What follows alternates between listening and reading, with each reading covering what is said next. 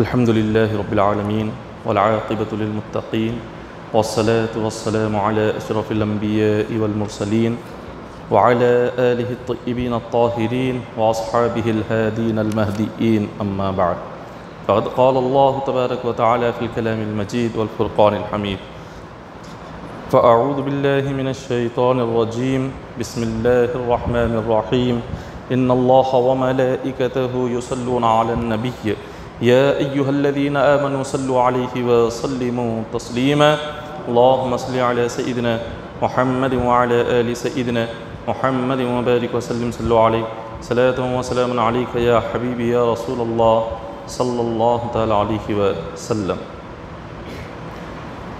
मुअज़्ज़ज़ सामीईन इकराम, अल्लाह तबारक व तआला अपने कलाम पाक में इरशाद फरमा रहे हैं,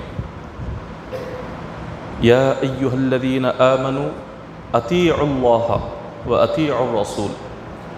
ऐ ईमान वालो, तुम अल्लाह की और उसके रसूल की इताअत करो। अल्लाह उसके रसूल की इताअत में ही एक मोमिन के लिए अल्लाह तबारक व तआला ने हर किस्म की नियामतें रखी और हर किस्म की खुशियाँ रखी, और अल्लाह ने दुनिया और आखिरत की तमाम राहत और सुकून रखा है। अल्लाह रसूल की इताअत क्या है कि अल्लाह तबारक व तआला ने हमें जिन कामों के करने का हुक्म दिया है वो सारे कामों को करना, और हुज़ूर अलैहिस्सलातु वस्सलाम ने जिन सुन्नतों पर अमल करने का हुक्म दिया, हुज़ूर की सुन्नतों पर अमल करना, ये अल्लाह उसके रसूल की इताअत है। और जब हम अपनी ज़िंदगी इताअत रसूल से हट कर गुजारेंगे तो वहीं से एक बंदे मोमिन की बर्बादी शुरू हो जाती है।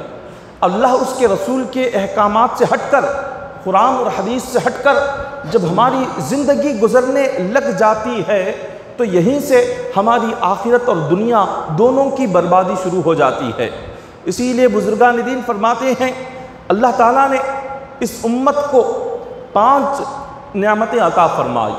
5 चीज़ें अल्लाह ने जो इस उम्मत को अता फरमाई है, ये अल्लाह की नियामतों में से है, अल्लाह के एहसानात में से है। सबसे पहली नियामत ये, अल्लाह तबारक व तआला ने हमें जो पैदा फरमाया, कमज़ोर बनाकर पैदा किया। जो जिस्मानी ताकतें अल्लाह ने इस उम्मत की बहुत कमज़ोर कर दी। पिछली उम्मतों में लोगों को अल्लाह तबारक व तआला ने इतनी ताकत और क़ुव्वतें अता फरमाई थी कि वो लोग पहाड़ों में अपने घर बनाते थे। जैसे अल्लाह ने कुरान पाक में फरमाया, वतनहितूना मिनल जिबाली बुयूतन आमिनीन। कौम समूद गुजरी है, कौम समूद ने अपने घरों को उन्होंने जो बनाया वो ईंट या ईंट से या किसी मिट्टी से नहीं बनाया, बल्कि वो खुद पहाड़ों के अंदर अपने घरों को तराशते थे। पहाड़ की चट्टान को अपने हाथों से उठाकर एक मुकाम से दूसरे मुकाम पर रख देते थे। पिछली उम्मतों में जिस्मानी ताकतें इतनी ज़्यादा थी, जब अल्लाह ने उन्हें ताकतें अता फरमाई तो उन्होंने तकब्बुर किया, उन्होंने फ़ख्र किया।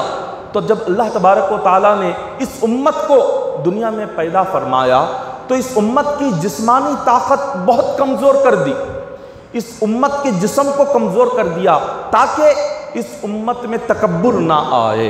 पिछली उम्मत के लोगों ने जिस तरह से तकब्बुर किया ताकत को लेकर, अल्लाह तबारक व तआला नहीं चाहता था कि इस उम्मत में फ़ख्र या तकब्बुर आए, तो इसीलिए अल्लाह ने इस उम्मत के लोगों के जिस्म को कमज़ोर बनाकर पैदा किया।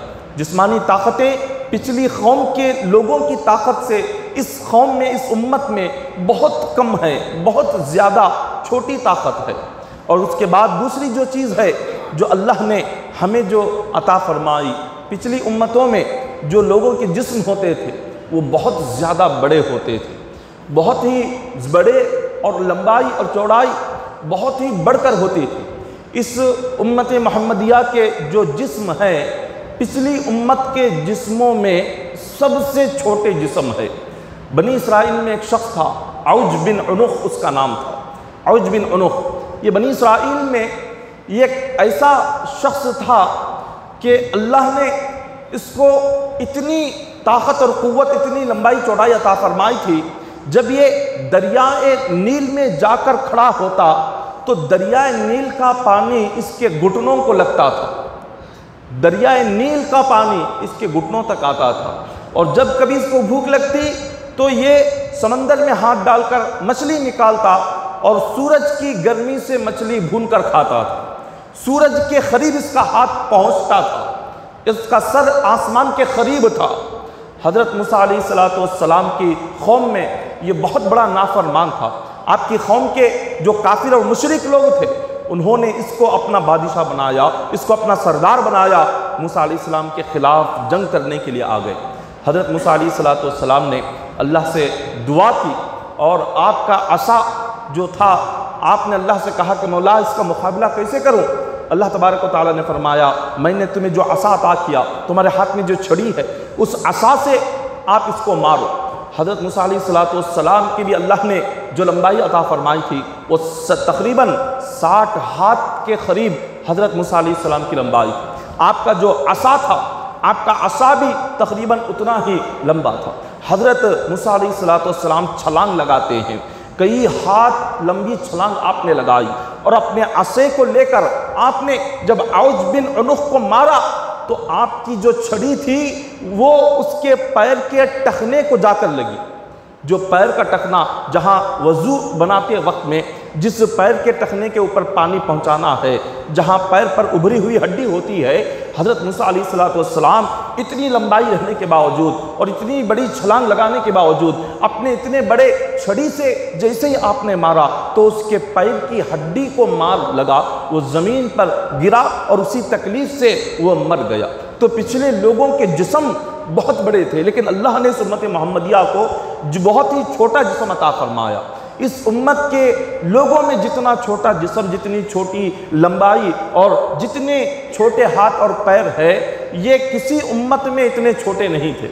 इसी उम्मत को अल्लाह ने छोटे जिस्म अता फरमाए। ये क्यों अता फरमाए? तो इसलिए ये भी अल्लाह की नियामत है। क्यों? इसलिए कि जब इंसान का जिस्म जितना बड़ा होता है, उसको खाने पीने के लिए उतनी ज़रूरत की चीज़ें ज़्यादा होती है, उसके खाने पीने की ज़रूरतें उतनी ज़्यादा होती है, लिबास का बोझ ज़्यादा होता है। तो अल्लाह तबारक व तआला ने ये नहीं चाहा कि जो मुस्तफ़ा का उम्मती हो, हुजूर की उम्मत के लिए खाने पीने का बोझ ज़्यादा हो और उनके लिबास का बोझ ज़्यादा हो, इसलिए अल्लाह ताला ने जिस्म छोटे अता फरमाए। और तीसरी जो नेमत है, अल्लाह ने इस उम्मत की उम्रें भी काफ़ी छोटी बनाई। उम्रें छोटी अल्लाह ने इसलिए बनाई ताकि गुनाह कम हो जाए। जितनी उम्र ज़्यादा होगी उतने गुनाह ज़्यादा होंगे। अल्लाह तबारक व तआला ने इतनी छोटी उम्र जो इस उम्मत को अता फरमाई, किसी उम्मत को इतनी छोटी उम्र अल्लाह ने अता नहीं फरमाई। सबसे कम और सबसे छोटी उम्रें इसी उम्मत की है। वो इसलिए ताकि उम्मत के गुनाह भी कम हों। जब उम्र कम होगी तो गुनाह कम होंगे, उम्र ज़्यादा होगी तो गुनाह ज़्यादा होंगे। फिर उसके बाद अल्लाह ताला ने इस उम्मत में फ़ख्र व फाखा, तंदस्ती, मोहताजी बहुत ज़्यादा अल्लाह ने रखी। दूसरी उम्मतों में अल्लाह ने माल और दौलत बहुत अता फरमाई थी। दूसरी उम्मतों में कारोबार तिजारतें बहुत ज़्यादा थी। इस उम्मत में तंदस्ती और गुर्बत बहुत ज़्यादा अल्लाह ने रख दी।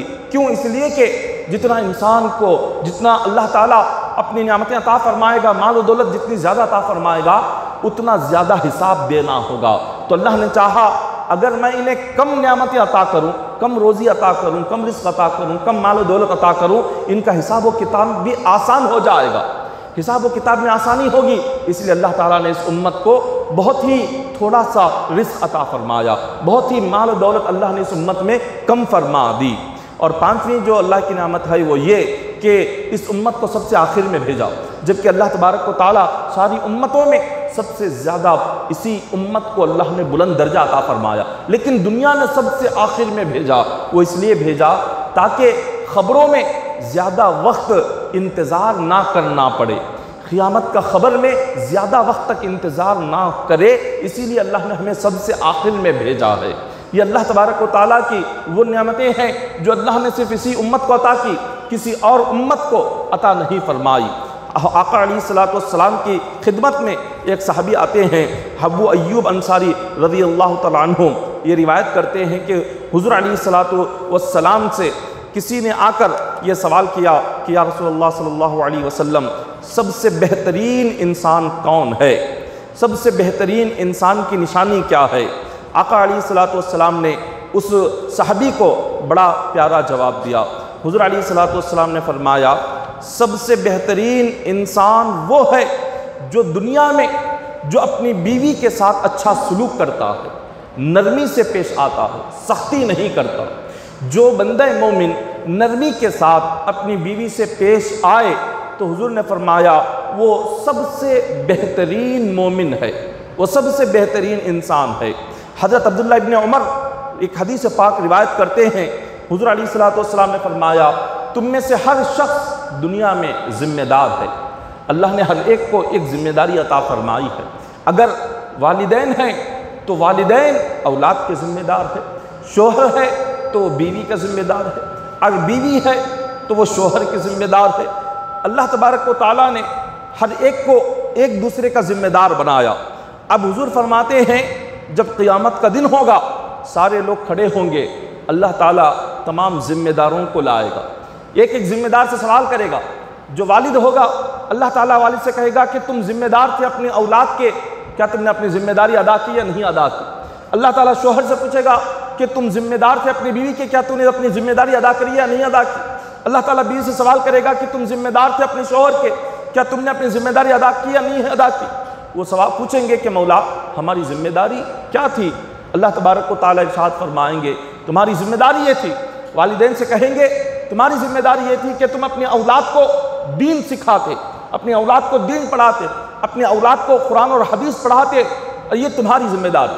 अल्लाह ताला शोहर से फरमाएंगे कि तेरी ज़िम्मेदारी ये थी कि तू एक ज़िम्मेदार था अपनी बीवी का, तूने अपने बीवी के हुकूक अदा किए या नहीं अदा किए। क्या तूने अपनी बीवी को अपनी ज़िंदगी में किस तरह तकलीफ़ दी या नहीं दी। बीवी का जो तुझ पर खर्च था, क्या तूने उसकी जायज़ हाजतों को, ज़रूरतों को पूरा किया या नहीं किया। ये अल्लाह ताला शोहर से सवाल करेगा। इसी तरह खालिक़ कायनात उस बीवी से भी सवाल करेगा कि तुम ज़िम्मेदार थे अपने शोहर के घर की, क्या तुमने अपनी उस ज़िम्मेदारी को सही तरीके से अदा किया या नहीं अदा किया। हर एक से क़यामत के दिन अल्लाह ताला उसकी ज़िम्मेदारी के ताल्लुक़ से सवाल करेगा। जिसने दुनिया में अपनी ज़िम्मेदारी सही तरीके से अदा की, क़यामत के दिन अल्लाह ताला की बारगाह में वो कामयाब हो गया। और जिसकी ज़िम्मेदारी में कुछ कमी नज़र आ गई, जो सही तरीके से अदा नहीं कर सका, अब उसके लिए हिसाब व किताब शुरू हो जाएगा। एक एक हिसाब व किताब शुरू होगा और इतना सख्त तरीन हिसाब होगा कि वो बंदा सोचेगा कि काश अगर दुनिया में मैंने अपनी ज़िम्मेदारी सही अदा कर दी होती तो आज मुझे इतनी तकलीफ़ों का सामना करना नहीं पड़ता। इसी तरह हज़रत अबू लैस समरकंदी रहमतुल्लाह तआला अलैह फरमाते हैं कि शोहर पर बीवी के 5 तरह की ज़िम्मेदारियाँ लाजिम होती हैं। हर शोहर पर उसकी बीवी की 5 ज़िम्मेदारियाँ होती है जिसको अदा करना उसके लिए ज़रूरी है, अदा करना बहुत ज़रूरी है। पहला हक़ क्या है? हुज़ूर ने फरमाया शोहर पर बीवी की जो पहली ज़िम्मेदारी है वो ये है, घर के जो बाहर की ज़रूरतें, अगर बीवी के कोई बाहर घर से बाहर कोई काम काज हैं, शोहर पर ज़रूरी है कि वो अपनी बीवी को बाहर ना निकलने दे, वो खुद जाकर बाहर जो बीवी के काम है वो काम कर कर लाकर उसको घर में दे। इसलिए कि शरीयत में ये हुक्म है बग़ैर ज़रूरत के, बग़ैर तकलीफ़ के अगर कोई बीवी घर से बाहर निकलती है तो उसका ज़िम्मेदार शोहर है। शोहर गुनाहगार, बीवी गुनाहगार। बग़ैर किसी ज़रूरत के अगर वो बाहर निकले और शोहर उसको बग़ैर ज़रूरत के, बग़ैर किसी तकलीफ़ के उसको बाहर भेज दे तो वो गुनाहगार है। तो हुज़ूर ने फरमाया कि तुम जो घर के बाहर की ज़रूरतें हैं तुम जाकर पूरी करके लाओ, तुम जाकर वो काम करो जो घर के बाहर के बीवी के काम है, ताकि उन्हें घर से बाहर निकलना ना पड़े। ये पहली जिम्मेदारी। और दूसरी जिम्मेदारी हुजूर ने ये फरमाया कि तुम शोहर अगर हो तो बीवी को नमाज रोज़े के मसाइल सिखाओ, नमाज का तरीक़ा उन्हें सिखाओ, गुस्ल का तरीक़ा सिखाओ, वज़ू का तरीक़ा सिखाओ, उन्हें अल्लाह रसूल क्या है, दीन की बातें उन्हें क्या है बताओ। ये दूसरी जिम्मेदारी शोहर पर है। और तीसरी जिम्मेदारी हुजूर ने फरमाया हलाल खिलाओ, हलाल खिलाओ, हराम ना खिलाओ। इसलिए कि जो हराम ग़िज़ा से गोश्त बनेगा, खून बनेगा, अल्लाह उसे जहन्नम की आग में जलाएगा। और चौथी जिम्मेदारी अल्लाह ने फरमाया कि उस पर जुल्म ना करो, जुल्म ना करो, वो अमानत है। हज़रत अबू लैस समरकंदी फरमाते हैं वो अमानत है, ये अगर तुम उस पर जुल्म करोगे या मारोगे पीटोगे, अमानत में खियानत करने की तरह है। फिर पांचवी जिम्मेदारी शोहर की क्या है? हज़रत अबू लैस समरकंदी फरमाते हैं वो ये कि अगर तुमसे कि अगर बीवी ने कोई बात कह दी कि जिस बात से तुम्हारे दिल को तकलीफ़ पहुँची, कोई ऐसी बात कह दी कि जिससे तुम्हें बहुत ज़्यादा तकलीफ़ हुई, तो हाथ ना उठाना, मारना नहीं, पीटना नहीं, बल्कि खामोशी के साथ सब्र करना, उसको बर्दाश्त करना, उसको बर्दाश्त करना। ये हुक्म है, ये 5 शोहर पर जिम्मेदारियां हैं जो कि शरीयत ने उस पर रखी है। वो खामोशी से अगर कोई बात गलत भी कह दे बीवी, तो फिर हाथ उठाने का हुक्म नहीं, खामोशी से सुनने का हुक्म है, बर्दाश्त करने का हुक्म है। सहाबाए कराम का तरीक़ा देखिए। हज़रत उमर फ़ारूक रज़ी अल्लाह तआला अन्हु खलीफतुल मोमिनीन, सारी उम्मत के खलीफा है। एक शख्स हज़रत उमर फ़ारूक रज़ी अल्लाह तआला अन्हु के घर पर गया। वो अपनी बीवी की शिकायत करने के लिए वहाँ पर गया कि मेरी बीवी बहुत सख्त तरीक़े से मुझसे बात करती है, बहुत गलत तरीक़े से मेरे साथ पेश आती है। वो शिकायत करने के लिए गया।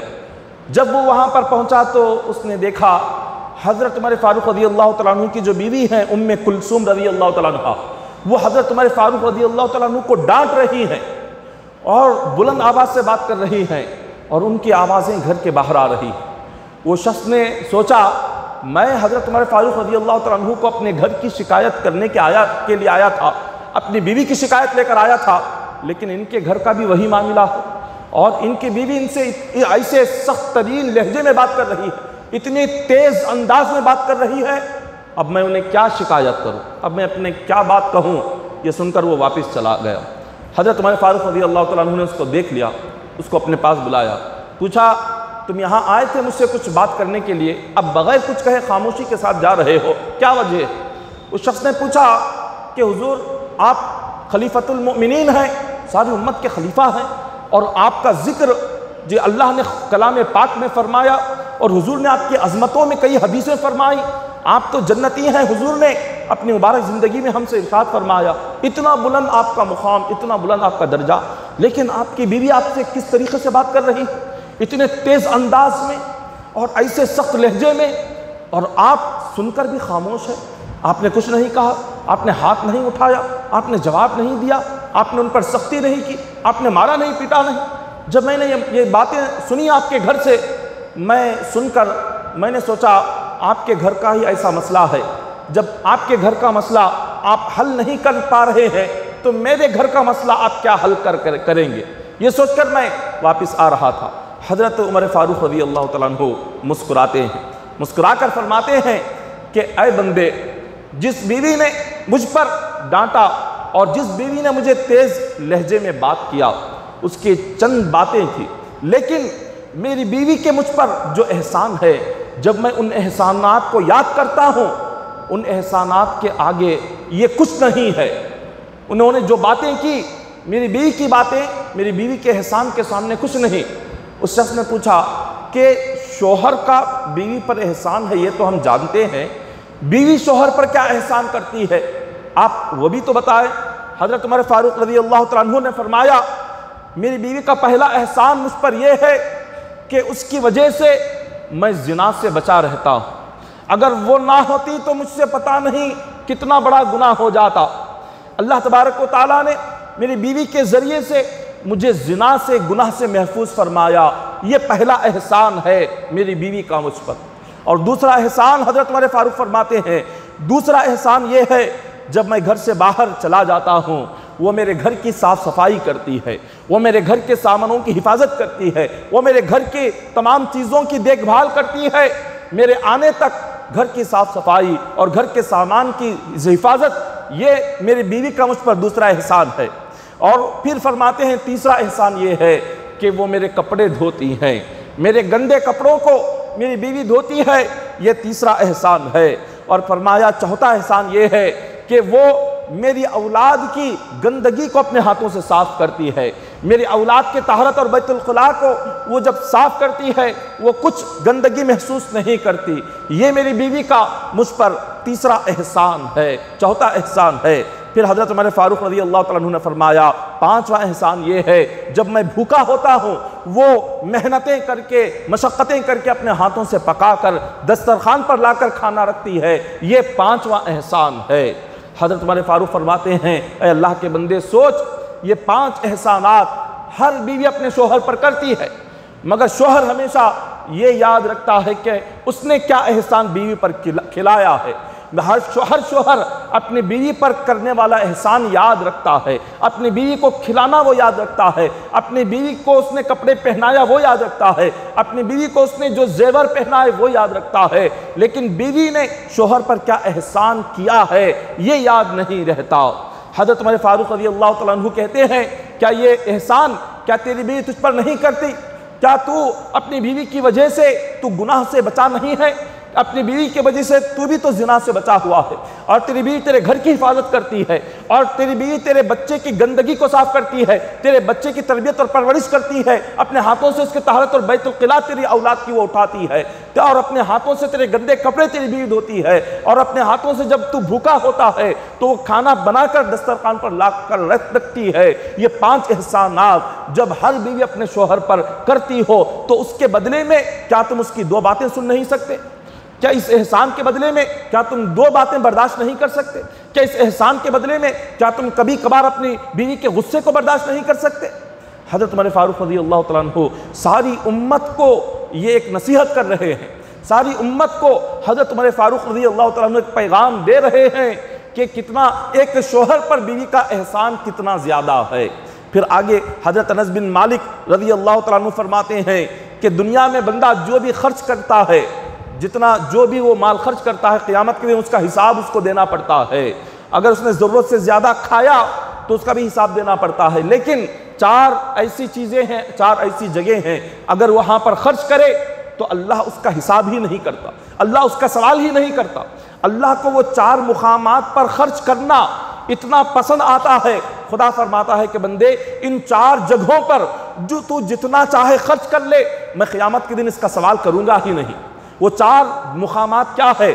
सबसे पहला जो मुकाम है हदीस पाक में बयान किया गया, जो माँ बाप पर अपना माल खर्च करे, जो औलाद अपने माँ बाप पर अपना माल खर्च करते हैं, अपनी कमाई खर्च करते हैं, अल्लाह को औलाद का माँ बाप पर खर्च करना इतना पसंद है, अल्लाह ताला क़यामत के दिन वो माल के बारे में सवाल ही नहीं करता, पूछेगा ही नहीं कि तूने अपने वालिद पर इतना खर्च क्यों किया, तूने अपने वालिद को इतना क्यों दिया। अल्लाह ताला क़यामत के दिन सवाल नहीं करेगा, अल्लाह को ये बहुत पसंद है।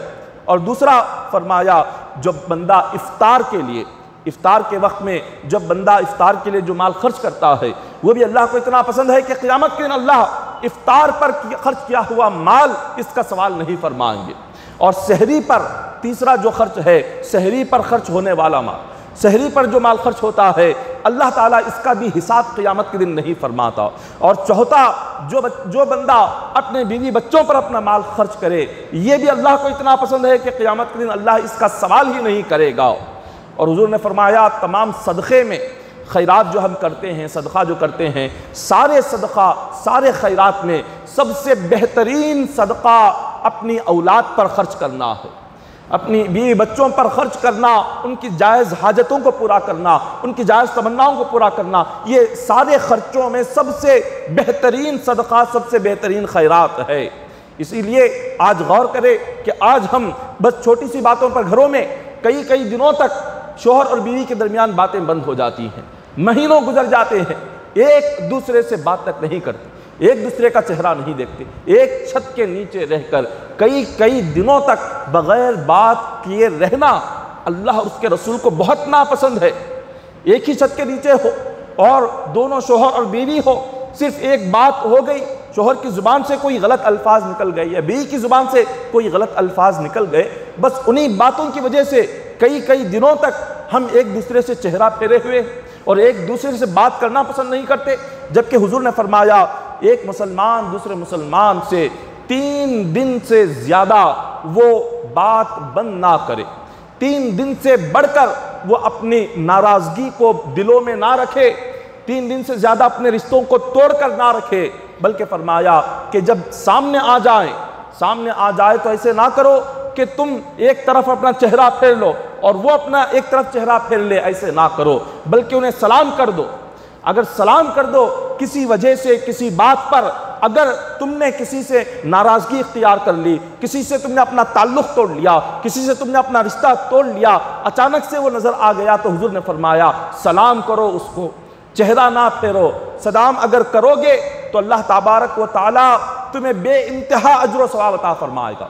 अगर उसने जवाब नहीं दिया तो वो गुनहगार होगा, लेकिन जिसने सलाम कर दिया वो गुनहगार नहीं होगा, उसकी जिम्मेदारी खत्म हो जाएगी। हज़रत अनस बिन मालिक रज़ियल्लाहु तआला अन्हु आप हदीस पाक रिवायत करते हैं, हुज़ूर अलैहिस्सलातु वस्सलाम ने फरमाया क़यामत के दिन अल्लाह के कुछ बंदे ऐसे आएंगे कि उनके लिए नूर के मिंबर जन्नत में रखे गए होंगे, नूर के मिंबर पर उन्हें बिठाया जाएगा, नूर का लिबास उन्हें पहनाया जाएगा, उनका चेहरा चौधरी रात के चांद की तरह जगमगाता होगा, उनके लिबास से उनके जिस्म से नूर टपकता हुआ होगा। लोग उन्हें देखेंगे, समझेंगे शायद ये कोई नबी हैं या ये कोई रसूल हैं या कोई ये शहीद हैं, इसलिए कि वो मुकाम अल्लाह क़यामत के दिन अंबिया को अता किया हुआ होगा, वो नूर के मिंबर अल्लाह ताला रसूलों को अता किया होगा, शहीदों को अल्लाह ताला नूरानी लिबास पहनाया हुआ होगा, उनका चेहरा चौधरी रात के चांद की तरह चमकता हुआ होगा। तो लोग कहेंगे क्या ये कोई नबी है? तो उन्हें जवाब दिया जाएगा नहीं, ये नबी नहीं है। फिर पूछा जाएगा क्या ये शहीद है? तो फरिश्ते कहेंगे नहीं, ये शहीद नहीं है। तो मैदान महशर में लोग कहेंगे ना ये नबी है, ना रसूल, ना शहीद है, ये आम लोग हैं, हम भी आम लोग हैं, लेकिन हमें वो दर्जा नहीं मिला, इन्हें ये दर्जा कैसे मिल गया, इन्हें ये रुतबा कैसे मिल गया? फरिश्ते अर्ज करेंगे चलो उन्हीं से पूछते हैं। उन बंदों से पूछा जाएगा कि तुम भी तो आम लोग हो, आज मैदान महशर में हजारों लाखों करोड़ों की तादाद में आम लोग खड़े हैं, लेकिन आज अल्लाह ताला उन्हें वो मुकाम नहीं अता किया जो तुम्हें अता किया है। बताओ दुनिया में तुम्हारा क्या अमल था, तुम्हारी क्या नेकी थी जो अल्लाह को पसंद आ गई? वो अर्ज करते हैं हमारा अमल ये था, हम दुनिया में किसी से अपना ताल्लुक़ तोड़ते नहीं थे, हम अल्लाह के लिए मोहब्बत करते थे, हम अल्लाह के लिए मिलते थे, अल्लाह के लिए हम हंसते थे और अल्लाह के लिए एक दूसरे से बात करते थे। वो कहेंगे कि हमारा ताल्लुक़ जो दुनिया में होता था, लोगों से जो हमारा रिश्ता होता था, ना कोई दुनियावी मकसद के लिए, ना कोई दुनियावी फ़ायदे के लिए, ना किसी दुनियावी गर्ज के लिए, ना किसी दुनियावी माल के लिए, हम जिस किसी से भी बात करते, हम जिससे भी रिश्ता रखते, हम जिससे भी मोहब्बत करते, वो सिर्फ इसलिए करते थे ताकि हमारा रब हमसे राज़ी हो जाए। हम ये सोचकर अपना रिश्ता जोड़ते थे कि ये अल्लाह का हुक्म है, ये रसूल का हुक्म है, रिश्तों को जोड़ना, मोहब्बत से रहना, मोहब्बत से बात करना और मोहब्बत से मुलाकात करना, ये अल्लाह रसूल का हुक्म है। इसीलिए हम लोगों से बात करते थे, रिश्तों को कायम रखते थे, मोहब्बत से पेश आते थे। आज अल्लाह ने हमारे इसी अमल की वजह से हमें ये मुकाम अता फरमाया है। तो दुनिया में इंसान अपनी ज़िंदगी में जब भी किसी से मुलाकात करे, जब भी किसी से ताल्लुक़ रखे, वो सिर्फ़ इसलिए ताकि अल्लाह राज़ी हो जाए, वो सिर्फ़ इसलिए कि अल्लाह ने हुक्म दिया है कि हम अपने रिश्तों को कायम रखें, अल्लाह ने हुक्म दिया है कि हम एक दूसरे मोमिन से मोहब्बत से पेश आए। सिर्फ अल्लाह और उसके रसूल को राज़ी करने के लिए दुनिया में अपनी रिश्तों को मजबूती से कायम रखना चाहिए और अपनी मोहब्बतों को मजबूती से कायम रखना चाहिए। क्यों? ताकि अल्लाह और उसके रसूल राज़ी हो जाए। इसी तरह हदीस पाक में आता है, अनस बिन मालिक हज़रत अबू हुरैरा रज़ियल्लाहु तआला अन्हु रिवायत करते हैं, हुजूर ने फरमाया जन्नत के दरवाजे हफ्ते में 2 दिन खोले जाते हैं, एक जुमेरात का दिन होता है, एक पीर का दिन होता है। ये 2 दिनों में अल्लाह तबारक व तआला जन्नत के दरवाजे खोलते हैं और अल्लाह ताला तमाम लोगों की मग़फ़िरत और बख्शिश इसी दिन करते हैं, एक पीर के दिन, एक जुमेरात के दिन। अल्लाह तबारक व तआला मोमिनों में जिनके छोटे से गुनाह होते हैं, जिसके सगीरा गुनाह होते हैं, अल्लाह तबारक व तआला छोटे गुनाह करने वालों को पीर और जुमेरात के दिन जन्नत के दरवाजे खोलते हैं और अल्लाह ताला उन्हें माफ़ करते जाते हैं, उनकी बख्शिश करते चले जाते हैं। फरिश्ते सबके आमाल अल्लाह की बारगाह में पेश करते हैं, अर्ज़ करते हैं कि मौला तेरा ये बंदा, इसने फ़लाँ दिन ये किया, फ़लाँ वक्त ये किया, इसकी इतनी इबादतें, इतनी इसके नेकियां। अल्लाह ताला सारी इबादतें देखते हैं और उन इबादतों को कबूल फरमा लेते हैं। जब उन बंदों के अमाल पेश होते हैं जो दुनिया में 3 दिन से ज़्यादा जिन्होंने अपने ताल्लुक़ दुनिया में तोड़ कर रखे थे, 3 दिन से बढ़कर जिन्होंने अब एक दूसरे से अपना ताल्लुक़ तोड़ लिया, अपना रिश्ता तोड़ लिया और एक दूसरे से उन्होंने खुद को दूर रख लिया, जब ऐसे बंदों के अमाल अल्लाह की बारगाह में पेश होंगे, जब ऐसे बंदों की इबादतें अल्लाह की बारगाह में पेश होंगे, अल्लाह तबारक व तआला फरिश्तों से फरमाएंगे इनके अमाल को रख दो, इनके अमाल को वापिस जहाँ से लेकर आए वापिस वहीं पर लौटा दो। जब तक ये दोनों आपस में सुलह नहीं कर लेते मैं इनका कोई अमल कबूल नहीं करूँगा, इनकी कोई इबादत मेरे पास पेश ना करो। जब तक इनके दिलों से हसद ना चला जाए, इनके दिलों से बग़्ज़ ना चला जाए, इनके दिलों से अदावत ना चली जाए, जब तक इनके दिल पाक ना हो, जब तक इनके दिल साफ ना हो, जब तक इनके दिलों में एक दूसरे के लिए मोहब्बत ना पैदा हो जाए, जब तक एक दूसरे से अपना ताल्लुक़ ना जोड़े, उस वक्त तक इनके आमाल, इनकी इबादतें, इनकी नमाजें मेरे सामने पेश मत करो, वापस लेकर चले जाओ। अल्लाह तबारक व तआला वो सारी इबादतें दुनिया में वापस फरमा देते हैं। अब ये आप गौर करें, अल्लाह को कितना नापसंद है ताल्लुक़ात तोड़ लेना, अल्लाह को कितना नापसंद है बंदे का अपना रिश्ता तोड़ लेना। बंद इसीलिए फरमाया कि जब एक शख्स अल्लाह रसूल को राज़ी करने के लिए रिश्ता जोड़ना चाहे मगर दूसरा शख्स ना जोड़ना चाहे, एक शख्स तो अल्लाह रसूल से डर कर अल्लाह रसूल को राज़ी करने के लिए अपना रिश्ता जोड़ना चाहता हो और दूसरा शख्स ना जोड़ना चाहता हो, तो उसके लिए हुक्म हुजूर ने फरमाया कि पहला शख्स जो अल्लाह रसूल का डर दिल में रखकर जो रिश्ता जोड़ना चाहता है, जब कभी सामने वो शख्स नज़र आए तो बस उसको सलाम कर दे। सलाम जैसे ही वो करेगा इस पर से गुनाह ख़त्म हो जाएगा। अगर उसने जवाब दे दिया, मुलाकात कर लिया, तो अल्लाह दोनों को माफ़ फरमा देगा। अगर एक ने सलाम किया, दूसरे ने जवाब नहीं दिया, तो जवाब नहीं देने वाला दोनों के बराबर गुनाहगार होगा। वो सलाम करने वाले का गुनाह भी अल्लाह उसी को अता फरमाएगा। अगर उसने जवाब ना दिया तो सलाम कर लेने से जिम्मेदारी हमारी ख़त्म हो जाती है। अल्लाह ताला फिर हमें गुनाह अता नहीं फरमाता, अल्लाह फिर हमारी इबादतें कबूल फरमा लेता है।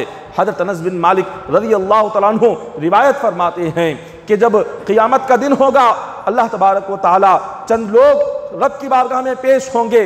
अल्लाह 3 किस्म के लोगों की नमाज कबूल नहीं फरमाता। सबसे पहले हुजूर ने फरमाया कि जिस बीवी से उसका शोहर नाराज़ हो, अगर शोहर नाराज़ हो बीवी से, अल्लाह उस बीवी की दुआ और नमाज कबूल नहीं फरमाते। ये पहला होगा। और दूसरा फरमाया कि जो दुनिया में 3 दिन से बढ़कर अपने रिश्तों को जिसने तोड़ा हुआ है, अपने ताल्लुकात को, मोहब्बत को, जो एक मुसलमान दूसरे मुसलमान भाई से अपना रिश्ता तोड़ा हुआ है, 3 दिन से बढ़कर अल्लाह ताला उसकी भी नमाज कबूल नहीं फरमाता। और तीसरा वो शख्स कि जो शराब पीने का आदी हो, जिसको शराब पीने की आदत पड़ गई हो, वो शराब जो नहीं छोड़ता, अल्लाह ऐसे की नमाज भी कबूल नहीं फरमाता। तो लिहाजा हम जितना हो सके हम ये कोशिश करें कि हम अपने ताल्लुकात को जोड़ें, अपने ताल्लुकात को तोड़ने से महफूज रखें अपनी जानिब से। बस आप कोई शख्स ऐसा हो, हुज़ूर अलैहिस्सलातु वस्सलाम की बारगाह में भी कई सारे लोग आते थे जो कि बहुत जिनकी आदतें, जिनके अखलाक सही नहीं होते थे, मगर आका अलैहिस्सलातु वस्सलाम उनसे भी अच्छे अखलाक से पेश आते थे। अगर कोई ऐसा शख्स हो कि जिसके अखलाक दुरुस्त ना हो, जिसकी आदतें दुरुस्त ना हो और जिसके आमाल दुरुस्त ना हो और उससे दूर रहना ही बेहतर हो, तो कम से कम सलाम और मुसाफा इतना तो कायम रखे।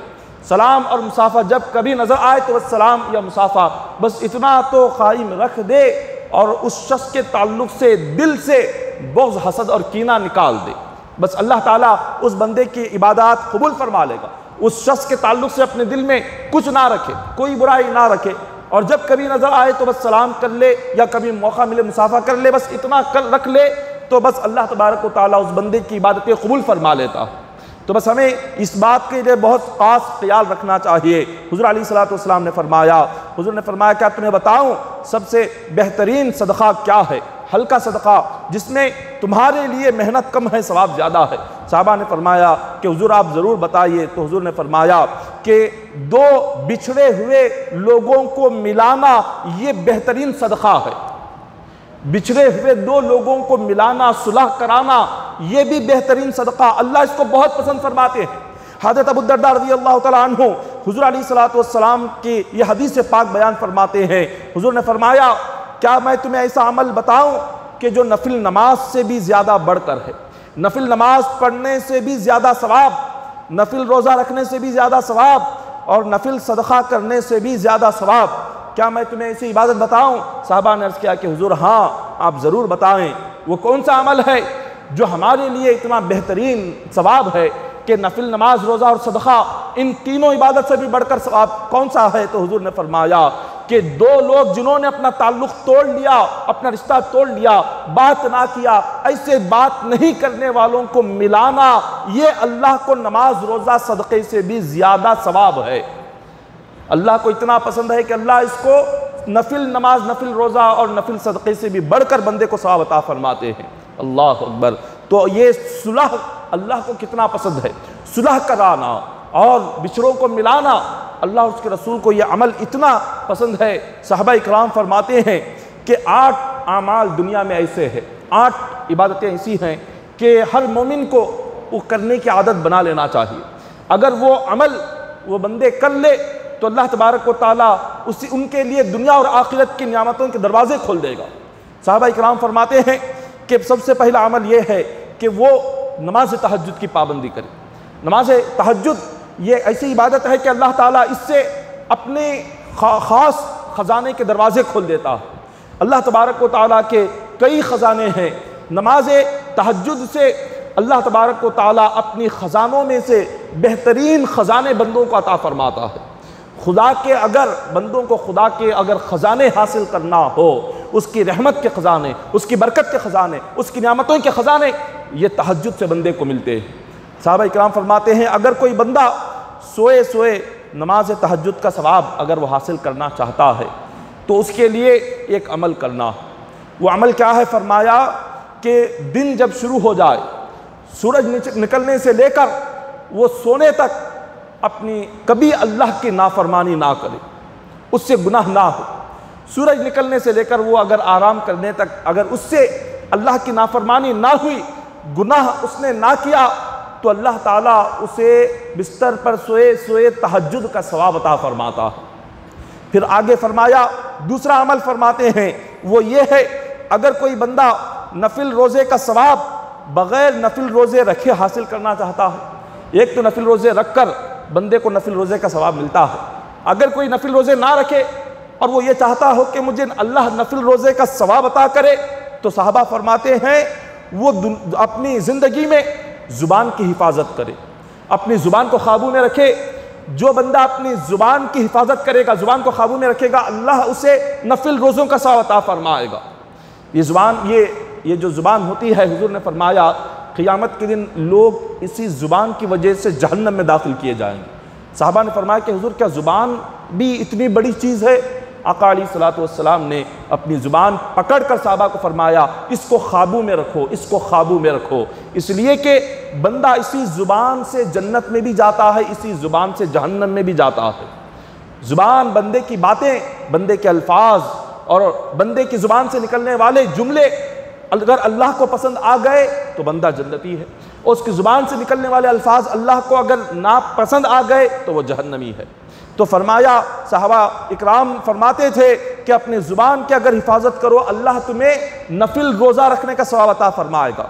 फिर साहबा इकराम फरमाते हैं जो शख्स चाहता है कि वो घर बैठे जिहाद का सवाब अल्लाह उसे अता करे। जिहाद क्या है? मैदान जंग में जाकर कुफ़ार मुशरिकीन से लड़ना, अपने घर को छोड़कर, अपने वतन को छोड़कर, अपने बीवी बच्चों की जुदाई को बर्दाश्त करके भूखे प्यासे रहकर दीन की खातिर मैदान जंग में जाकर जंग करना, ये जिहाद है।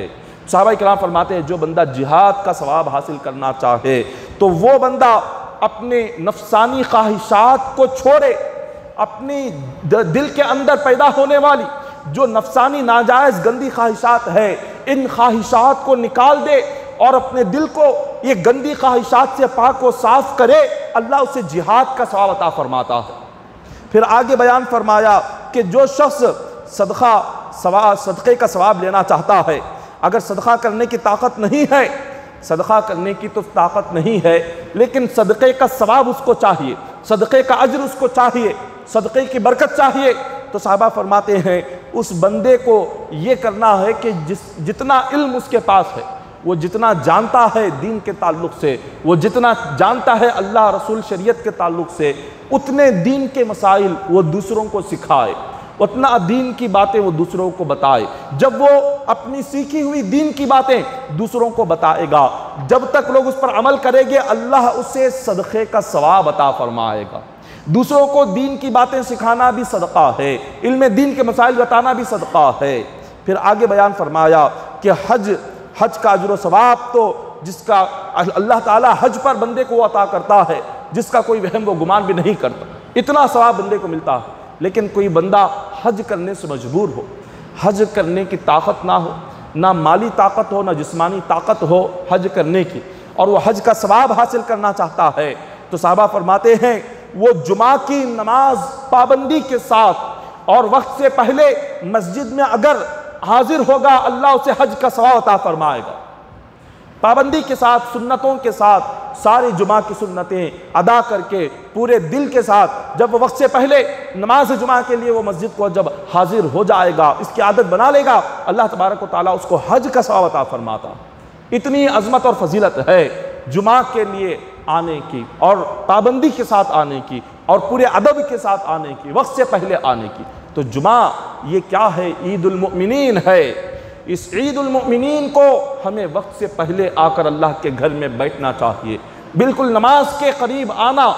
नमाज के लिए वक्त से और नमाज के करीब आने से बंदे को जो जुमा की बरकत नहीं मिलती, वो जुमा का सवाब नहीं मिलता, वो जुमा का अज्र नहीं मिलता, जो सिर्फ 2 रकात के लिए आए और खुतबे के वक्त आए और पढ़ ले और चले जाए, उसको ना जुमा की बरकत मिलती है, ना जुमा की फजीलत मिलती है। जुमा का सवाब, जुमा की बरकतें और रहमतें, फजीलतें उसी को मिलती है जो अज़ान के साथ मस्जिद में हाजिर हो जाए, अज़ान के साथ पूरी पाबंदी के साथ गुस्ल करके और अल्लाह रसूल को राज़ी करने के लिए सुन्नत के साथ पूरे लिबास पहनकर पूरे दिल से और अपना जहन अल्लाह के घर में हाजिर रखकर जब वो अज़ान के साथ आकर मस्जिद में बैठ जाएगा, अल्लाह ताला उसको जुमा की बरकत भी अता करेगा, जुमा की फजीलत भी अता करेगा, जुमा का सवाब भी अता फरमाएगा।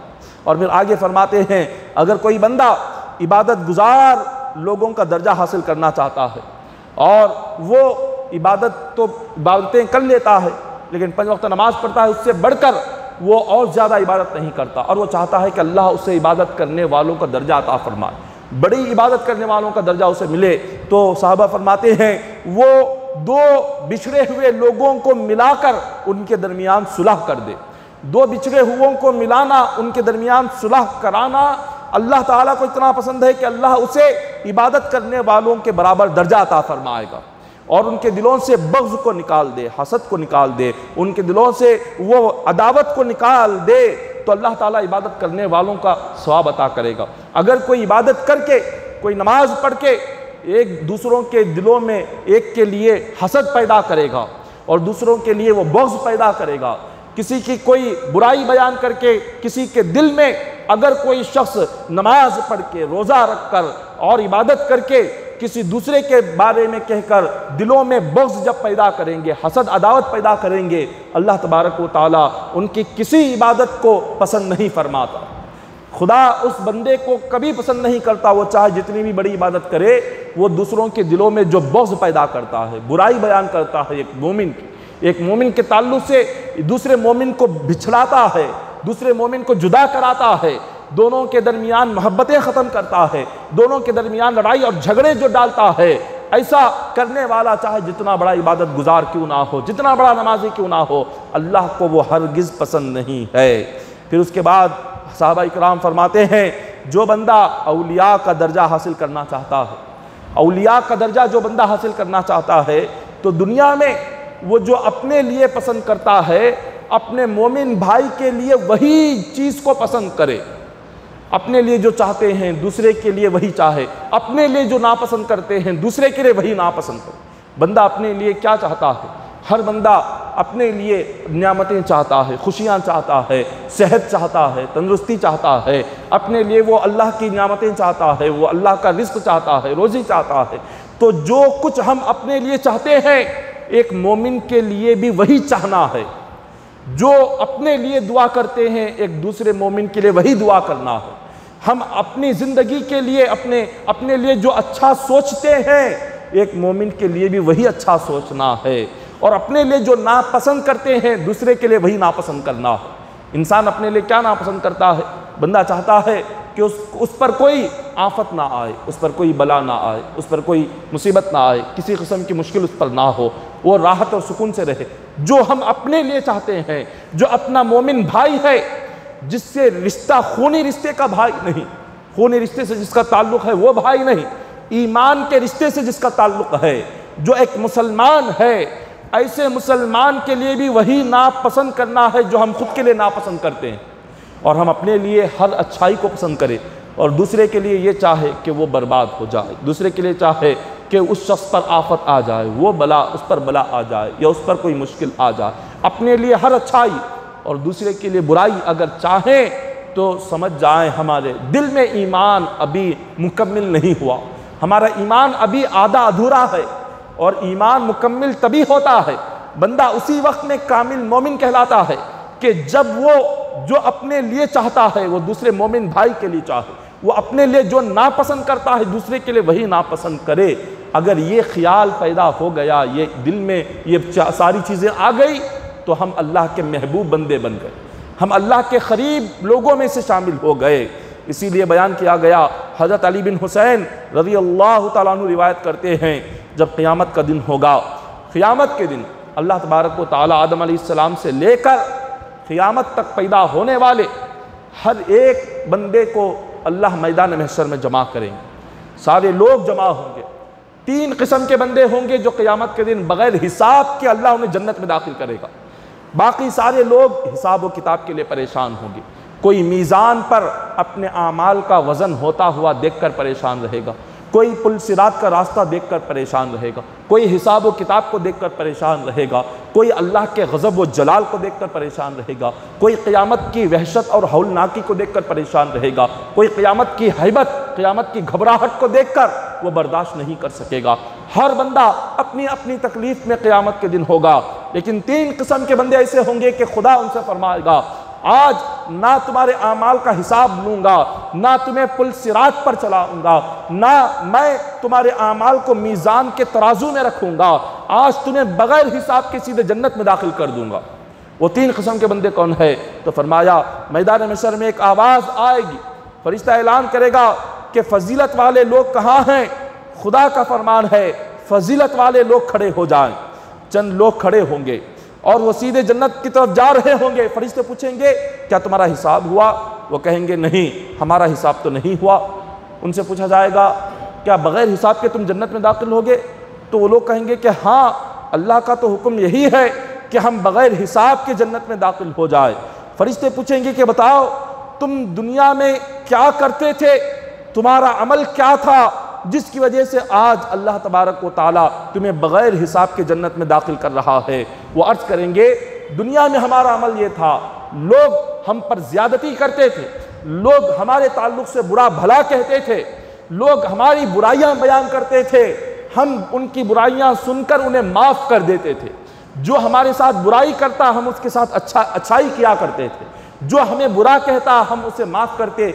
हम अपने दिल में किसी के लिए बुरा नहीं सोचते थे, हम अपने दिल में किसी के लिए बुराई नहीं रखते थे, हम अपने दिल में किसी के लिए बुग़्ज़, हसद, कीना, अदावत नहीं रखते थे।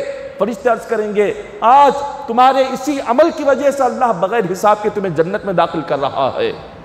अपने दिल को अगर हम साफ़ रखेंगे, क़यामत के दिन अल्लाह बग़ैर हिसाब के जन्नत में दाखिल फरमाएंगे। फिर उसके बाद दूसरे लोग होंगे, वो चंद लोग फिर खड़े होंगे, अल्लाह का ऐलान होगा कि बग़ैर हिसाब व किताब के जन्नत में दाखिल होने वाले खड़े हो जाएं। चंद लोग खड़े होंगे, वो भी जन्नत की तरफ जा रहे होंगे। फरिश्ते पूछेंगे, बताओ तुम्हारा अमल क्या था, तुमने दुनिया में वो कौन सा अमल किया जिससे आज अल्लाह तबारक व तआला तुम्हें बग़ैर हिसाब के जन्नत में दाखिल फरमा रहे हैं?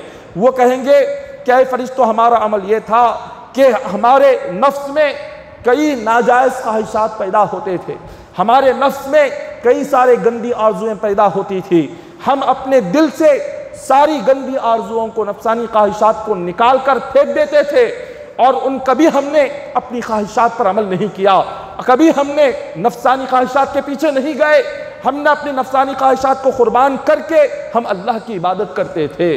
फरिश्ते अर्ज़ करते हैं, आज तुम्हारे इसी अमल की वजह से अल्लाह तुम्हें बग़ैर हिसाब के जन्नत में दाखिल फरमा रहा है। फिर फरिश्ते खड़े होंगे, एक फरिश्ता ऐलान करेगा, अल्लाह के पड़ोसी कहाँ हैं, खड़े हो जाएं। खुदा का हुक्म है कि अल्लाह के पड़ोसी आज जन्नत में दाखिल हो। चंद लोग खड़े हो जाएंगे। फरिश्ते पूछेंगे, तुम कौन हो? वो कहेंगे, हम अल्लाह के पड़ोसी हैं। फरिश्ते पूछेंगे, अल्लाह का पड़ोसी होना ये मुमकिन नहीं, तुम अल्लाह के पड़ोसी कैसे बन गए? अल्लाह ने तुम्हें कैसे बना लिया, किस अमल की वजह से बना लिया? वो कहेंगे, हम अल्लाह के पड़ोसी होने का मतलब ये है हम अल्लाह के इतने करीब हो गए, इतने करीब हो गए, जैसे एक पड़ोसी का घर दूसरे पड़ोसी के घर से जितना करीब होता है, हम अल्लाह से उतने करीब हो गए। इसीलिए अल्लाह ने हमें अपने पड़ोसी का लक़ब अता फरमाया है। फरिश्ते अर्ज़ करेंगे, जब तुम अल्लाह से इतने करीब हो गए कि अल्लाह ने तुम्हें अपना पड़ोसी कहकर पुकारा, तो बताओ तुम्हारा अमल क्या था, तुम्हारी इबादत क्या थी जो अल्लाह को इतनी पसंद आ गई। वो फरिश्ते अर्ज़ करेंगे कि जब फरिश्तों का जवाब वो लोग देकर कहेंगे कि अल्लाह तबारक व तआला को हमारा जो अमल पसंद आया, वो अमल ये था, हम दुनिया में जिससे भी मुलाकात करते थे, जिससे भी बात करते थे, वो सिर्फ अल्लाह को राज़ी करने के लिए बात करते थे।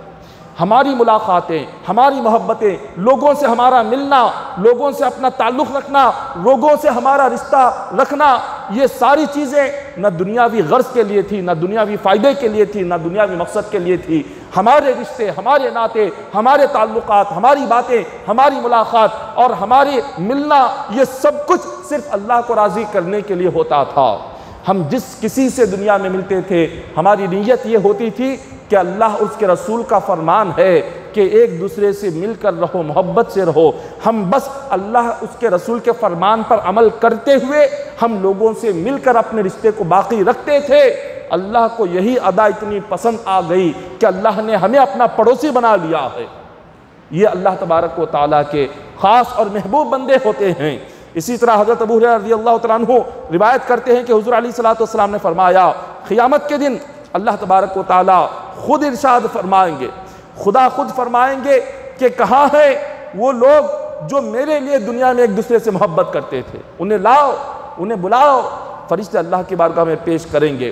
खुदा फरमाएंगे कि ऐ बंदों, आज के दिन हर कोई साये की तलाश कर रहा है।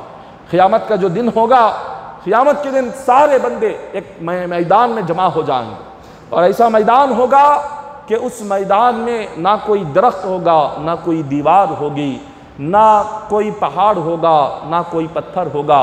लोग साए की तलाश करेंगे, कोई दरख्त मिल जाए तो उसके साए में खड़े हो जाए, इसलिए कि हर एक के सर के सिर्फ एक बालिश के बराबर सूरज होगा, तो हर बंदा साए की तलाश करेगा। आज सूरज हमारे सरों से करोड़ों मील की ऊंचाई पर है, इसके बावजूद हम कभी कभार गर्मी के वक्त में हम साए की तलाश करते हैं कि कोई इमारत का साया मिल जाए, दरख्त का साया मिल जाए, दीवार का साया मिल जाए। लेकिन जब क़ियामत के दिन हर एक के सर के बस एक बालिश के ऊपर सूरज होगा, तो अंदाज़ा लगाएं क्या गर्मी होगी, क्या हरारत का मौका होगा। तो उस वक्त में हर बंदा चाहेगा कि उसको साया मिले। और लोग जब साए की तलाश के लिए निकलेंगे, ना कोई दरख्त का साया उन्हें मिलेगा, ना पत्ते का साया मिलेगा, ना दीवार का, ना इमारत का, सिर्फ एक मैदान होगा। खुदा फरमाएगा कि आज के दिन अगर साया है तो मेरे अर्श इलाही का साया है, अल्लाह के अर्श का साया होगा। खुदा फरमाएगा कि बंदों, मेरी इज्जत की कसम है, आज उसी बंदे को अर्श के साए में जगह अता करूंगा जो दुनिया में सिर्फ मेरे लिए दूसरों से मोहब्बत करता था, जो मुझे राज़ी करने के लिए मेरे बंदों से मोहब्बत करता था, मुझे राज़ी करने के लिए मेरे बंदों से मिलता था, मुझे राज़ी करने के लिए मेरे बंदों से अपना रिश्ता जोड़ता था, अपना ताल्लुक़ जोड़ता था, अपने रिश्ते सिर्फ मुझे राज़ी करने के लिए जोड़ता था। आज उसी बंदे को मैं अर्श के साए में जगह अता करूँगा। अल्लाह उसी बंदे को अर्श के साए में जगह अता फरमाता है। हज़रत अबू उमामा फरमाते हैं कि अगर कोई शख्स बीमार हो, फरमाया अगर उस बीमार को देखने के लिए तुम्हें जाना पड़े, अगर 1 मील दूर हो, 1 मील दूर हो तुम्हें चलकर जाना पड़े, 1 मील तक चलकर बीमार को देखने के लिए जाओ। 1 मील चलना पड़े तो चलो, इसलिए कि अल्लाह ने बीमार के लिए, बीमार को देखने के लिए जब कोई जाता है, अल्लाह जो सवाब उसमें रखा है, अगर तुम्हें पता चल गया तो तुम 1 मील पैदल चल कर जाओगे और तुम्हें तकलीफ महसूस नहीं होगी। फिर आगे फरमाया कि कोई मोमिन हो और उस मोमिन से, उस मोमिन भाई से मिलने के लिए, मुलाकात करने के लिए, सिर्फ अल्लाह को राज़ी करने के लिए किसी मोमिन को मुलाकात के लिए जाना हो, 2 मील अगर वो दूर है, 2 मील पैदल चलकर जाना पड़े तो 2 मील पैदल चलकर जाओ, इसलिए कि ये 2 मील चलने में तुम्हें जितनी तकलीफ होगी, अगर तुम्हें उसका सवाब मालूम हो गया तो तुम्हें ये 2 मील चलने की तकलीफ का एहसास भी नहीं होगा। एक मोमिन को सिर्फ अल्लाह को राज़ी करने के लिए मिलने का सवाब ये है। फिर फरमाया कि अगर तुम्हें दो बिछड़े हुए मुसलमान, दो एक दूसरे से दूर हुए मुसलमानों के दरमियान सुलह कराना है।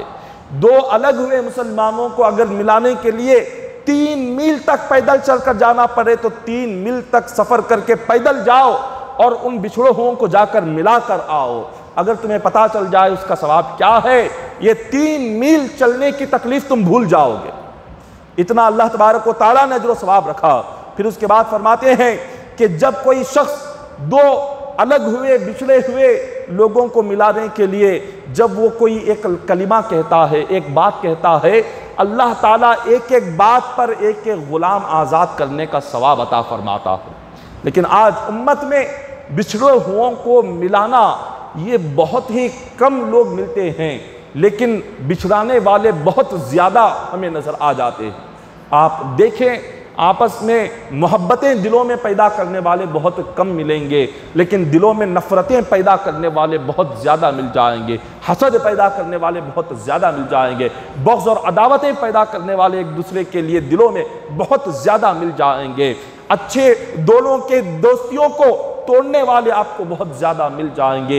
एक दूसरे के साथ खुलूस और चाहत से रहने वालों को दुश्मन बनाने वाले आपको बहुत ज़्यादा मिल जाएंगे। लेकिन दो बिछड़े हुओं को मोहब्बतें डालकर दोनों में मिलाना और उन्हें फिर से एक करना, ऐसे बहुत ही कम लोग नज़र आएंगे। लेकिन याद रखिए, अल्लाह तबारक व तआला उन्हीं बंदों को पसंद करता है, उन्हीं बंदों को अल्लाह अपने करीब करता है जो एक दूसरे में सुलह कराकर मिलाते हैं।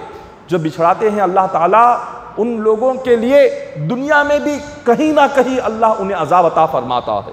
दुनिया में भी उनके लिए कहीं ना कहीं खुदा इस तरह के अमल करने वालों को और लोगों के दिलों को तोड़ने वालों को, रिश्तों को तोड़ने वालों को, रिश्तेदारियों को जुदा करने वालों को अल्लाह ताला रूए ज़मीन पर दुनिया में कभी सुकून और राहत अता नहीं करता। जो दूसरों की ज़िंदगियों से सुकून छीन लेते हैं, जो दूसरों की ज़िंदगियों से राहत छीन लेते हैं, जो दूसरों के रिश्तों को दरार डालते हैं, जो दूसरों की अच्छी ज़िंदगियों, खुशहाल ज़िंदगियों को जो नफ़रत भरी ज़िंदगी बनाते हैं, जो दूसरों की ज़िंदगियों में जो खलल डालते हैं, उनकी ज़िंदगी में कभी सुकून नहीं रहता। अल्लाह उनकी ज़िंदगियों में बिल यकीनन कहीं ना कहीं मौला उनकी ज़िंदगियों में भी तकलीफ़ अता फरमाता है, मुश्किलात अता फरमाता है, मुसीबतें अता फरमाता है। अगर हम दूसरों को खुशियाँ देंगे, अल्लाह हमारी ज़िंदगियों में खुशियाँ अता करेगा। अगर हम दूसरों की ज़िंदगियों में मोहब्बतें पैदा करेंगे, हमारी ज़िंदगियों में मोहब्बतें आएंगी। अगर हम दूसरों की ज़िंदगियों में सुलह कराएंगे, अल्लाह हमारी ज़िंदगियों में सुलह कराएगा। अगर हमने इसी को छोड़ दिया तो हमारी ज़िंदगियों का हाल यही हो जाएगा। हम जो करेंगे, जैसे हुजूर ने हदीस पाक में फरमाया, कमा तदीना तुदान, कि तुम जो करोगे, तुम जैसा करोगे तुम्हारे साथ वैसा ही होगा। अगर अच्छा करेंगे तो वापस पलट कर हमारे साथ अच्छा होगा, अगर बुरा करेंगे पलट कर हमारे साथ बुरा होगा। ये अल्लाह का कानून है, ये कुदरत का कानून है कि बंदे ने अच्छाई जो भी की हो, जो भी अच्छाई की हो, उसकी अच्छाई बेकार नहीं जाती। बंदे की अच्छाई उसको कभी ना कभी पलट कर वापस अल्लाह उसका बदला ज़रूर अता करता है। खबर में भी अता करता है, दुनिया में भी अता करता है, आखिरत में भी अता करता है, क़यामत में भी अता फरमाता है। वालिदैन अगर नेक हो, वालिदैन अगर नेक हो, वालिदैन की नेकी, माँ बाप की अच्छाई का बदला उन्हें भी मिलता है, उनके आने वाली नस्लों को भी मिलता है।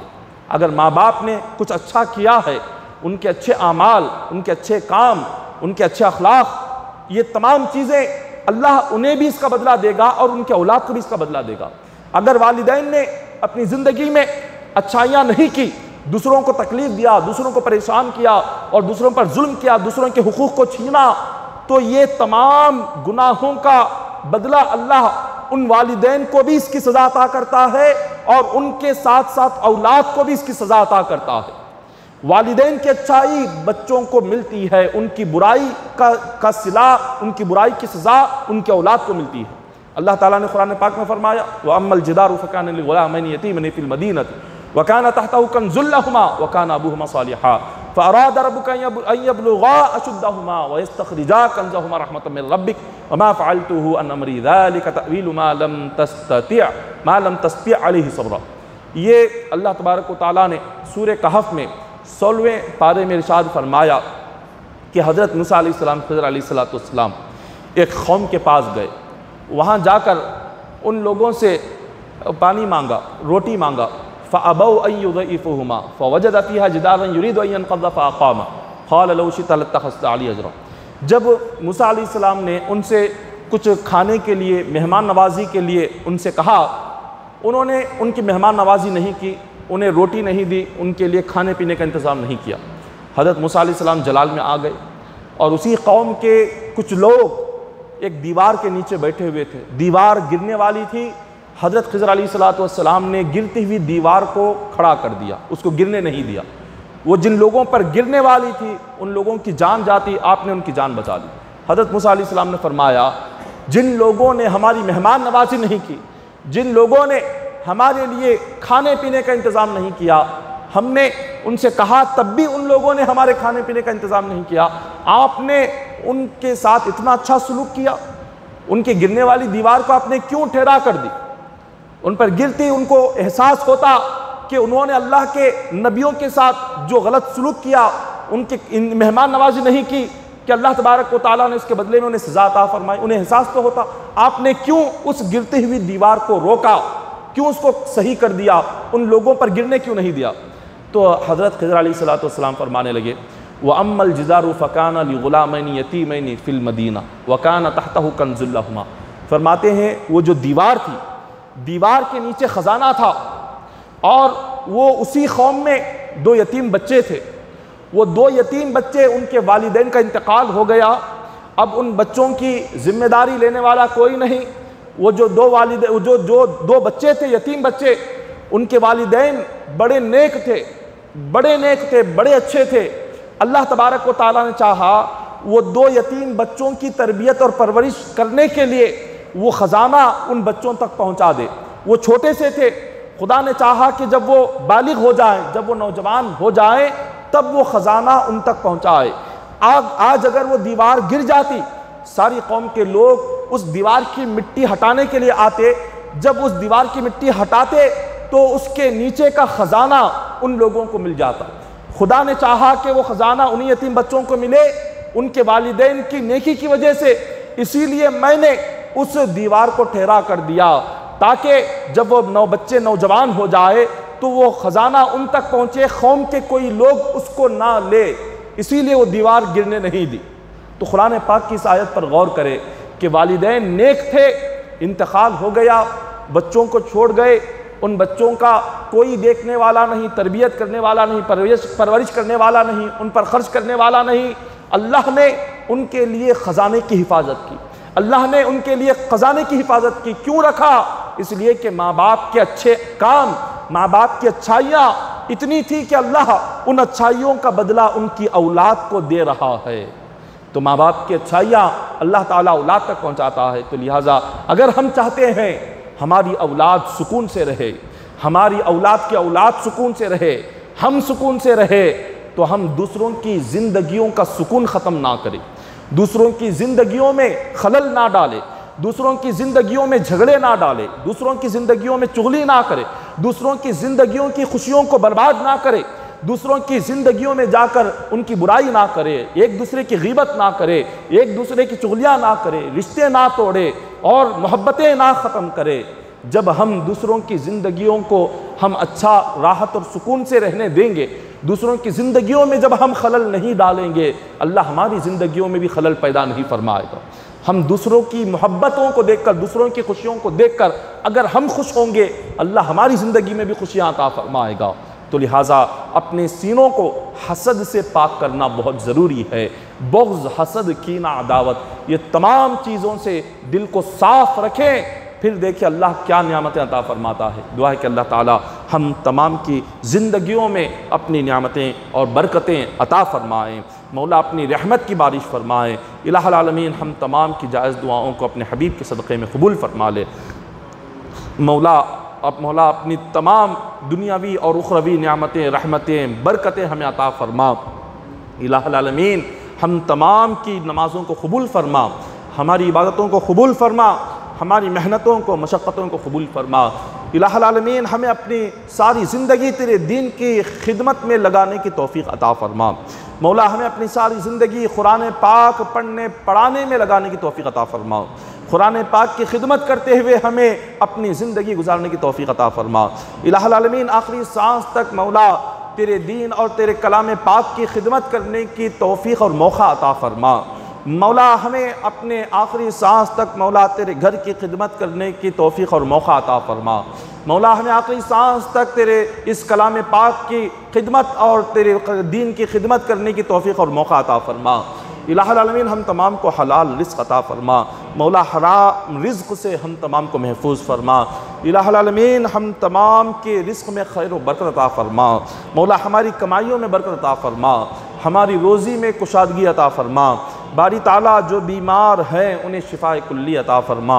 तमाम बीमारों को शिफाए कामिला व आजिला अता फरमा। इलाहुल आलमीन जितने परेशान हाल हैं मौला सब की परेशानियों को दूर फरमा दे। जितने मुसीबत ज़दा हैं मौला सब की मुसीबतों को तेरे हबीब के सदक़े में दूर फरमा दे। इलाहुल आलमीन हर मोमिन की ज़िंदगी में खुशियाँ अता फरमा, हर मोमिन की ज़िंदगी में राहत और सुकून अता फरमा। इलाहुल आलमीन ईमान पर हमें मौत नसीब फरमा। अज़ाब क़ब्र से हमारी हिफाजत फरमा, अज़ाब जहन्नम से हमारी हिफाजत फरमा। इलाहुल आलमीन मखलूक से बेनियाज़ी अता फरमा, दुनिया से बेनियाज़ी अता फरमा, माल से बेनियाज़ी अता फरमा। बारी ताला फ़ख्र फ़ाखा तंगदस्ती मोहताजी मुफलिसी मजबूरी से मौला हमारी हिफाजत फरमा। इलाहुल आलमीन हम तमाम को तेरी ज़ात पर कामिल यकीन और कामिल तवक्कुल करने की तौफ़ीक़ अता फरमा। इलाहुल आलमीन तेरी ज़ात पर तवक्कुल करते हुए हमें अपनी ज़िंदगी गुजारने की तौफ़ीक़ अता फरमा। इलाहुल आलमीन हम तमाम को मौला क़ियामत के दिन पुल सिरात का रास्ता आसान फरमा दे। क़ियामत की वहशत से, घबराहट से, खौफ से हमारी हिफाजत फरमा। इलाहुल आलमीन हम तमाम को क़ब्र के अंधेरे से महफूज फरमा। मौला क़ब्र के तमाम अज़ाबात से हमारी हिफाजत फरमा। मौला क़ब्र के फितने से हमारी हिफाजत फरमा। मुनकिर नकीर के सवालात आसान फरमा दे। हमारी क़ब्र में कुरान का नूर अता फरमा। इलाहुल आलमीन कुरान पर अमल करने की तौफ़ीक़ अता फरमा। इलाहुल आलमीन हम तमाम को अपने रिश्तों को क़ायम रखने की तौफ़ीक़ अता फरमा।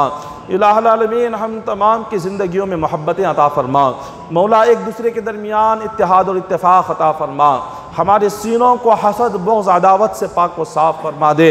मौला हर मोमिन को हज बैतुल्लाह की सआदत नसीब फरमा, गुंबद क़िज़रा की ज़ियारत नसीब फरमा। इलाहुल आलमीन हम तमाम के आमाल में इखलास और लिल्लाहियत पैदा फरमा। रियाकारी से, दिखावे से हमारी हिफाजत फरमा। हमारी ज़ुबान पर हमेशा कलमे तय्यबा को जारी फरमा। इलाहुल आलमीन हम तमाम के वालिदैन की मग़फ़िरत व बख्शिश फरमा। मौला हमारे वालिदैन को बग़ैर हिसाब के क़ियामत के दिन जन्नत का दाखिला नसीब फरमा। मौला हमारे वालिदैन की क़ब्र को जन्नत का बाग़ बना दे। मौला हमारे वालिदैन की क़ब्र को ताहद्द नज़र कुशादा फरमा दे। मौला हमारे वालिदैन को दुनियावी व उखरवी तमाम इनामात और रहमतों बरकतों से माला माल फरमा दे। इलाहुल आलमीन अपनी खुसूसी नियामतें हमारे वालिदैन को अता फरमा। इलाहुल आलमीन हम तमाम को मौला इस दुनिया में तेरी इबादत और बंदगी में जीने मरने की तौफ़ीक़ अता फरमा। मौला हमारी जायज़ हाजतों को पूरा फरमा, हमारी जायज़ दुआओं को कबूल फरमा। मौला हम तमाम को इस दुनिया में मौला आखिरत की तैयारी करने की तौफ़ीक़ अता फरमा, आखिरत की फ़िक्र में ज़िंदगी गुजारने की तौफ़ीक़ अता फरमा। मौला हमें अपने नफ्स की नाजायज़ और गंदी ख्वाहिशात से महफूज फरमा। मौला हम तमाम की मौला शैतान के ख़िलाफ़ जंग करने में हमारी मदद फरमा। इलाहुल आलमीन हम तमाम के दिलों में तेरी मोहब्बत पैदा फरमा दे। इलाहुल आलमीन आखिरत की फ़िक्र करते हुए ज़िंदगी गुजारने की तौफ़ीक़ अता फरमा। ख़ब्र का खौफ करते हुए हमें ज़िंदगी गुजारने की तौफ़ीक़ अता फरमा। इलाहुल आलमीन क़ियामत के दिन बग़ैर हिसाब के हमें जन्नत का दाखिला नसीब फरमा दे। क़ियामत के दिन हुज़ूर अलैहिस्सलातु वस्सलाम की शफ़ाअत नसीब फरमा, अम्बिया व औलिया की शफ़ाअत नसीब फरमा। मौला क़ियामत के दिन तो अपना दीदार हमें अता फरमा। सकरात के वक्त में हुज़ूर का दीदार नसीब फरमा। सकरात की तकलीफ़ को आसान फरमा दे, मौत की तकलीफ़ को हम पर आसान फरमा दे। इलाहुल आलमीन मौत से पहले पहले हमें तौबा करने की तौफ़ीक़ अता फरमा। हमारी तौबा को कबूल फरमा। हमारी तौबा के सदक़े में हम तमाम के सगीरा कबीरा गुनाहों को माफ़ फरमा दे। इलाहुल आलमीन हम तमाम को दुनियावी और उखरवी ज़िंदगियों में मौला तेरी नेमतें और रहमतें और बरकतें अता फरमा। मौला अपनी तमाम दुनियावी और उखरवी नेमतों रहमतों बरकतों की बारिश हम पर फरमा दे। मौला ख़दम ख़दम पर हमें तरक्कियाँ अता फरमा, ख़दम ख़दम पर मौला तो हमें हमारे दर्जात को बुलंद फरमा दे। इलाहुल आलमीन हम तमाम की दुआओं को आका अलैहिस्सलातु वस्सलाम के वसीले से कबूल फरमा ले। इन्नल्लाह व मलाइकतहु युसल्लूना अलन नबी या अय्युहल्लज़ीना आमनू सल्लु अलैहि व सल्लिमू तस्लीमा। अल्लाहुम्मा सल्लि अला सय्यिदिना मुहम्मद व अला आलि सय्यिदिना मुहम्मद व बारिक वसल्लिम सल्लु अलैहि सल्लतु व सल्लम अलैका या हबीबी या रसूल अल्लाह सल्लल्लाहु तआला अलैहि वसल्लम। हस्बुनल्लाह हस्बुनल्लाह हस्बुनल्लाह निअमल वकील निअमल मौला व निअमन नसीर। सुब्हान रब्बिका रब्बिल इज्जति अम्मा यसिफून व सलामुन अलल मुरसलीन वल्हम्दुलिल्लाहि रब्बिल आलमीन।